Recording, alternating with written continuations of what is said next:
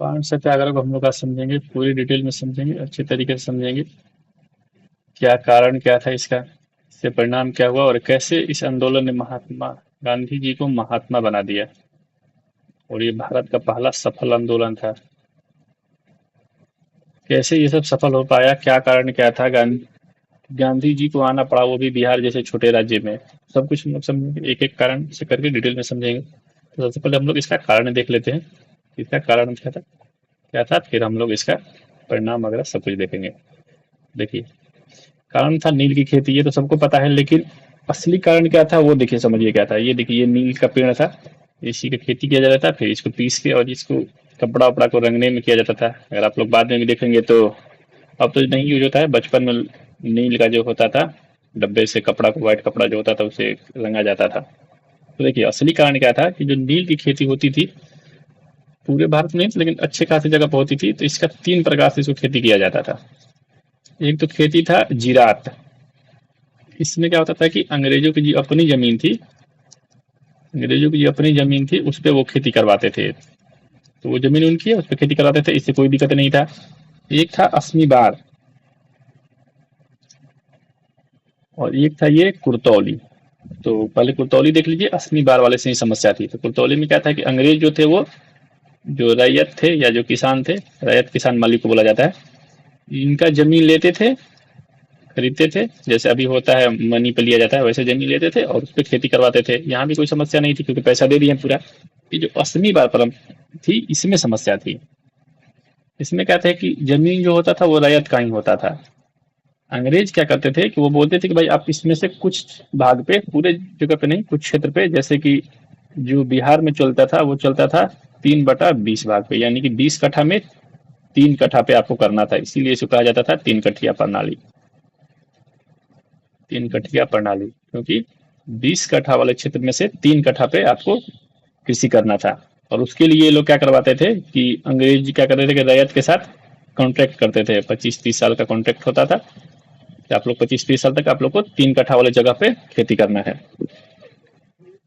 तो ये ऐसा चलता था, इसमें कोई दिक्कत नहीं था। समस्या देखिए क्या हुआ, समस्या असली तब आया जबकि 1900 तक तो सही चला। 3 कट्ठा पे वो लोग खेती कर रहे, कोई दिक्कत नहीं है। हम लोग को लगता है कि 3 कट्ठिया प्रणाली करते थे और जबरदस्ती खेती करवाते थे, जबरदस्ती नहीं करवाते थे। समस्या ये था कि जैसे ये लोग जब लीज पे लेते थे तो पूरा पैसा नहीं देते थे, थोड़ा सा पैसा दे देते थे, बाकी बोलते थे कि जब आप लोग का नील हो जाएगा हम उसको खरीदेंगे, ठीक है। लेकिन क्या हुआ, तो 1900 में जर्मनी में बन गया रासायनिक रंग। रासायनिक यानी केमिकल से वो लोगों ने नील बना लिया। और जो केमिकल वाला था वो सस्ता पड़ता था, और ये वाला पड़ता था महंगा। तो अंग्रेज, महंगा पड़ता था, अंग्रेज जो थे वो खरीदते नहीं थे।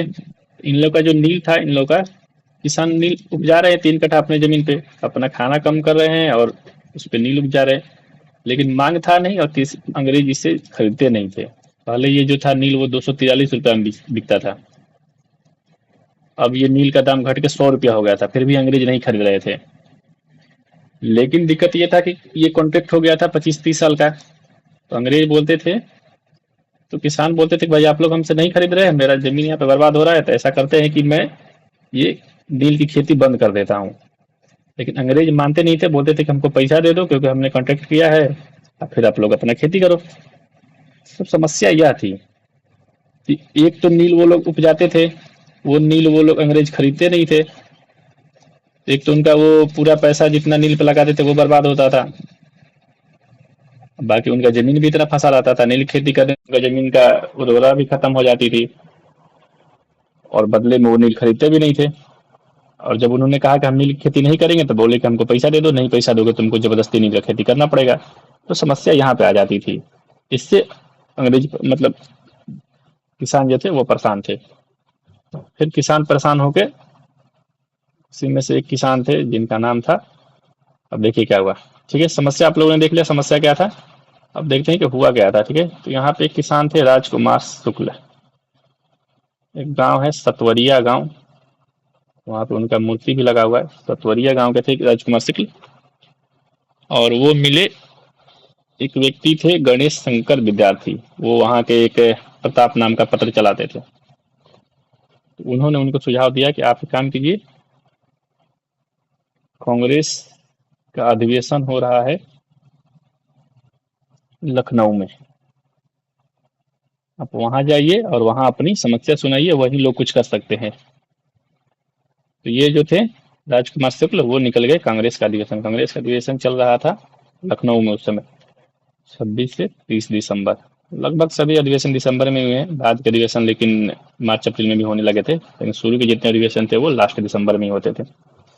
ये जो अधिवेशन है ये बहुत ही इंपॉर्टेंट है आपके एग्जाम के लिए। इसमें देखिए क्या क्या हुआ। पहले तो इसका अध्यक्ष थे अंबिका चरण मजूमदार। इसमें तीन काम सबसे इंपॉर्टेंट हुआ। एक तो उदारवादी और उग्रवादी आपस में मिल गए। 1907 में क्या हुआ था, सूरत अधिवेशन में ये दोनों अलग हो गए थे। कांग्रेस के ही दोनों लोग थे, कुछ लोग उदारवादी थे, कुछ लोग उग्रवादी थे, जिसमें इसमें लाल बाल पाल का नाम आता है। 1907 में ये लोग अलग हो गए थे, यहाँ पे ये दोनों लोग मिल गए। फिर इसमें काम हुआ कि मुस्लिम लीग और कांग्रेस ये भी आपस में मिल गई। मुस्लिम लीग 1906 में बना और ये लोग अंग्रेजों का साथ दे रहे थे, ये भी आपस में मिल गए। मिलने का असली कारण यह था कि यहाँ पे चल रहा था वर्ल्ड वॉर 1 और अंग्रेज बात मान नहीं रहे थे, और इसमें दो बड़े नेता का योगदान ज़्यादा था। एक तो एनी बेसेंट थी, तिलक थे, इन लोगों ने मिल के दोनों को भी मिलाया। और यहीं पे जब राजकुमार शुक्ल गए, उन्होंने अपनी समस्या सुनाई, तो यहाँ पे एक बिल पास किया गया। जो भी काम होता था बिल पास करके होता था, तो बिल पास किया गया। उसमें कहा गया कि हम लोग ठीक है चंपारण में आंदोलन करेंगे, और इस आंदोलन के लिए कांग्रेस ने गांधी जी को चुन लिया। आप जाइए और आप यहाँ पे आंदोलन कीजिए और देखिए कैसे कैसे करेंगे। देखिए अभी तक क्या था कि गांधी जी जो थे साउथ अफ्रीका में आंदोलन कर चुके थे, वहां पर उनका आंदोलन सफल भी हो गया था, तो लोगों के बीच में इनका नाम बहुत ज्यादा हो गया था। ये लोग ये आंदोलन सफल कर सकते थे, इन्हीं को चुना गया। और ये भारत में इनका पहला ही आंदोलन था। अभी 1915 में भारत में आए थे। आप लोग जानते हैं 9 जनवरी 1915 इसी दिन प्रवासी दिवस मनाया जाता है। फिर गोपाल कृष्ण गोखले ने कहा कि 2 साल आप भारत का भ्रमण कीजिए, पूरे देश को घूमिए और समझिए भारत को। फिर उसके बाद 1917 में इनको कहा गया कि अब आप आंदोलन कीजिए और जाइए बिहार में। तो इनको बिहार को लिए चुना गया। ये भारत में इनका पहला आंदोलन होने वाला था। देखिए थोड़ा सा मैप में समझते हैं कि बिहार में ये कहाँ था। अगर हम लोग मैप देखें तो ये है गंगा नदी, और यहाँ से ये निकलता है गंडक नदी, ठीक है। और यहाँ से ही एक और नदी निकलता है, ये है बूढ़ी गंडक नदी। ये वाला जो एरिया था, ये पूरा एरिया, ठीक है। ये जो है, देखिए ये वाला जो एरिया है इसको बोलते हैं पश्चिमी चंपारण।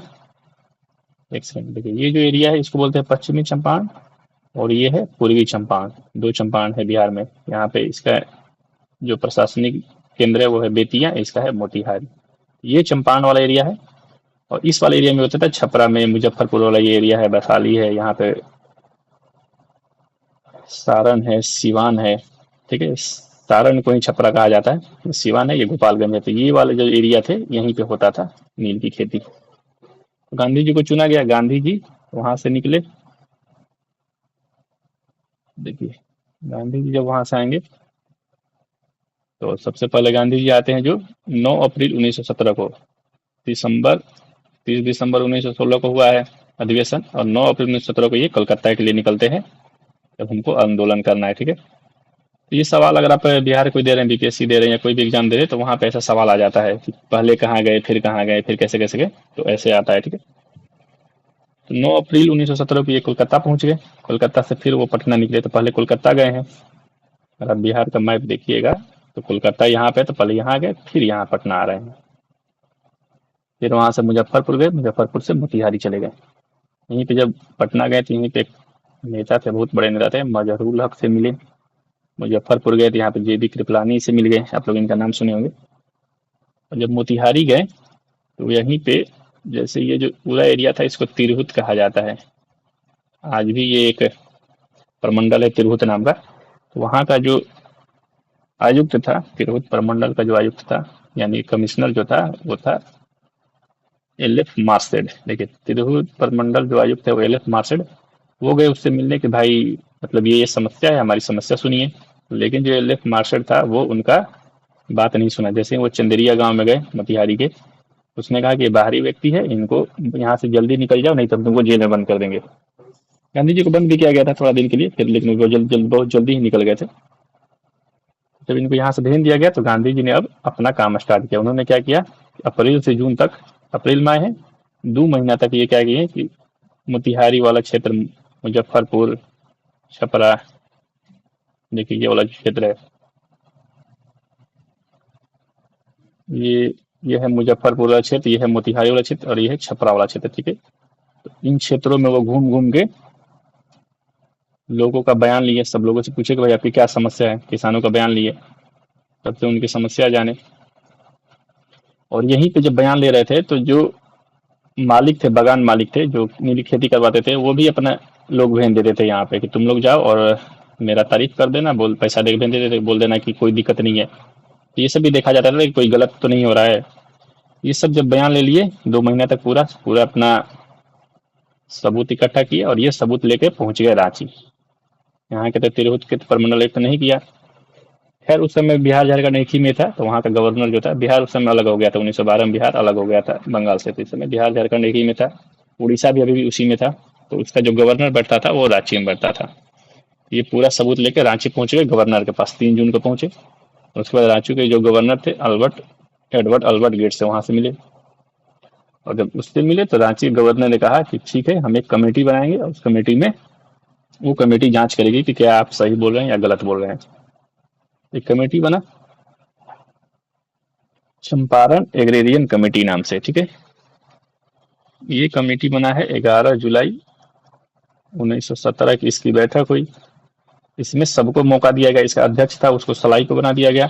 और जो अंग्रेज थे, यानी अंग्रेज या जो भी बगान के जो मालिक थे, उनकी तरफ से रीड को रखा गया और किसानों की तरफ से गांधी जी को यहाँ पे मौका दिया गया। सबने अपनी बात की, भाषण किया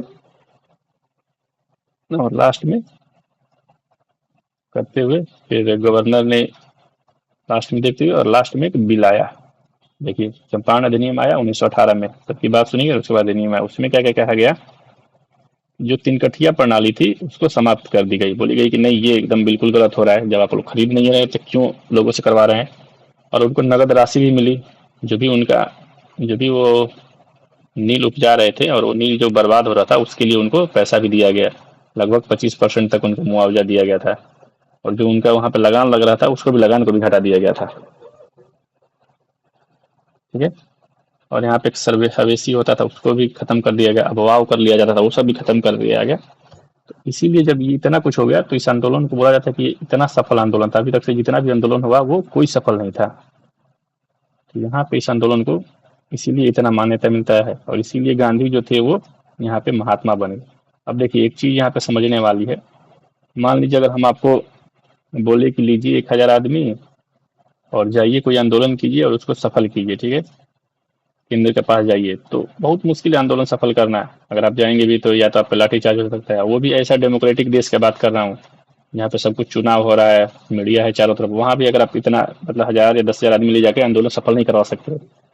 और जो गांधी जी थे वो ऐसे जो अंग्रेजों के खिलाफ जो यहाँ पे राज कर रहे थे, तानाशाही कर रहे थे, जब चाहे तब किसी को लाठी मार सकते थे, गोली मार सकते, जेल में बंद कर सकते, उनके विरुद्ध जाके भी और उन्होंने अगर ये आंदोलन सफल किया है तो उनके अंदर कुछ तो ऐसा था जिससे कि ये आंदोलन सफल हो पाया। और सबसे इम्पोर्टेंट बात थी कि जिस आंदोलन में था एक भी जगह लाठीचार्ज नहीं हुआ, ना ही किसी को जेल में बंद किया गया। अहिंसा और सत्याग्रह के रास्ता अपनाते हुए उन्होंने इस आंदोलन को सफल कर दिया। तो इसलिए भी लोग बहुत ज्यादा मतलब इस आंदोलन से जुड़ने लगे। लोगों को लगा कि भाई ये तो हम लोगों को मसीहा मिल गए हैं। अभी तक जो भी आंदोलन होता है लोग जाके धरना दे रहे हैं, प्रदर्शन दे रहे हैं, मार खा रहे हैं, जेल बंद हो रहे हैं, लेकिन यहाँ पे ऐसा कुछ नहीं है। शांति से एकदम हुआ आंदोलन और पूरी तरह से सफल हो गया, जो चाहिए वो सब मिल गया। इसलिए फिर गांधी जी को यहाँ पे लोगों ने, गांधी जी को भी आत्मविश्वास बढ़ा, लोगों का भी एकदम सपोर्ट मिलने लगा और गांधी जी धीरे धीरे अब यहाँ से भगवान बनने लगेंगे, ठीक है। तब इसकी आगे कहानी कैसे उन्होंने खेड़ा आंदोलन सफल किया, फिर अहमदाबाद आंदोलन कैसे सफल किया, आगे फिर जलियांवाला बाग, रॉलेट एक्ट सत्याग्रह, फिर खिलाफत आंदोलन, असहयोग से करते करते उन्होंने आंदोलन करते गए और वो धीरे धीरे आंदोलन पे आंदोलन सफल करते चले गए, लोग उनके साथ और जुड़ते गए। ये सब हम लोग अगले पार्ट में देखेंगे, उनकी कहानी को और समझेंगे। आज यहीं तक कहानी रखते हैं।